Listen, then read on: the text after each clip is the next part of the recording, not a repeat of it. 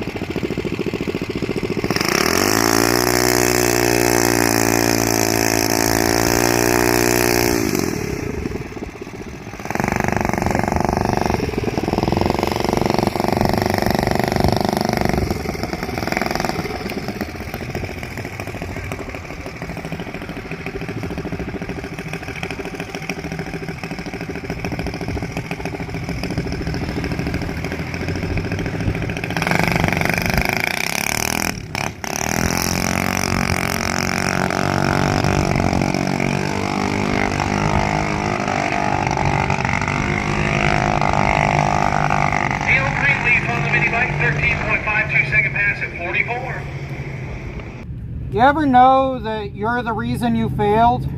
It's exactly what that last run was. Ugh. My stupid leg came back and landed right across the entire carburetor. So I killed it halfway down the run, lost all my RPM, and never could make it back up through.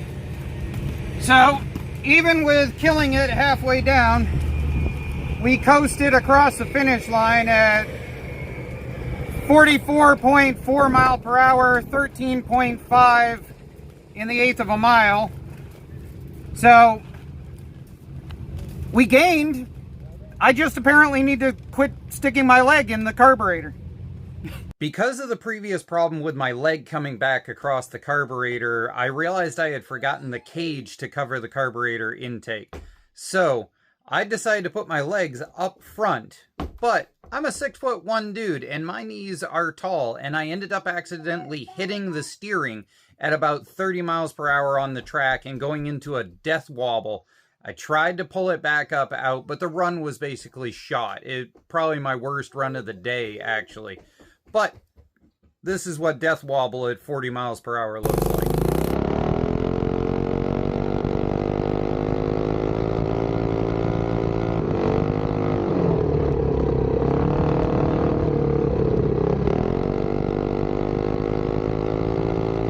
Okay, after that ride, I needed to clear my head. Apparently, I never shot a video clip in between. Basically, I walked around and I took a bunch of photos in order to post up to the Redneck Computer Geek Facebook page. So there's a whole ton of drag car photos and things like that if you want to go check out me on Facebook.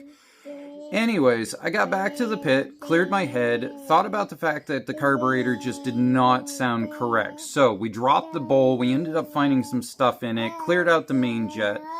I then thought about the fact that it was a really high humidity day, so I leaned out the upper jet by about half of a turn. That's why I run the PWK carbs, is because they're really quick and easy to dial in that way. On top of that, we took the handlebar, we loosened it up, we brought it forward enough that I could actually take my elbow and I could set it basically on the side of my kneecap and lock in on the bike. It was something that one of the guys had said to me about racing motorcycles at one point, and I remembered it, so I set up in order to be able to do that. This ends up being our last run of the day, not as fast as I wanted to be, but we broke into where my goal was for the day.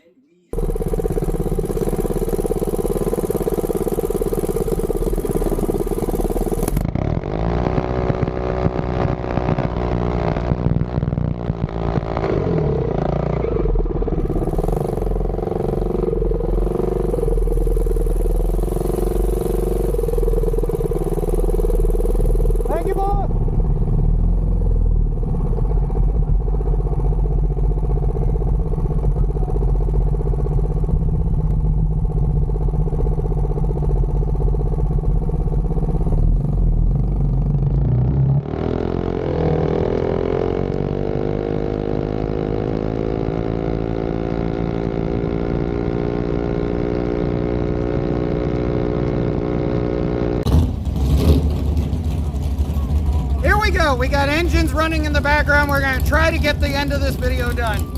We did it. We showed up on day one. We started out at like 30 miles per hour. We finished out at 51.5 miles per hour at 12.9 seconds. We're back into the 50s. We're hunting for 60s. I've got to get the 292 build up and running with the correct piston in it. There's a big motorcycle event that's coming up that we got invited to. We're going to be filming at that. Probably running some more mini bike stuff there. We've got a lot of work to do and get the wheelie wobble out. We have got to get the wheelie wobble at 40 miles per hour out. This thing consistently had a wheelie wobble there. But once we hit 50, she was go, go, go. I'm losing my voice. Race gas is like that. Have fun, guys.